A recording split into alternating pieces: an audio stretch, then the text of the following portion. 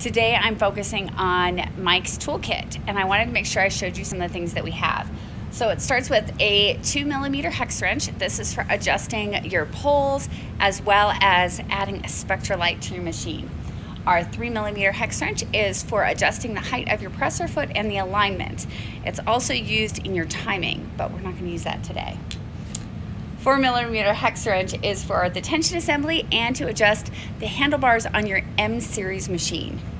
We've got a small and a large screwdriver that allows you to adjust your bobbin and change your screw to hold your needle in, and that way you've got the right screw for both.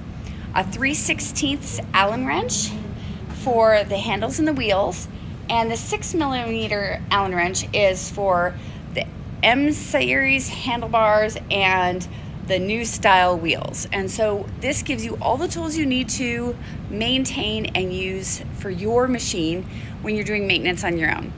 We include a list of all the items and what they're used for, and we have videos online for all of the things that you might be using your screwdrivers or hex wrenches for, so that you feel confident in using these tools. Let us know if you have any questions.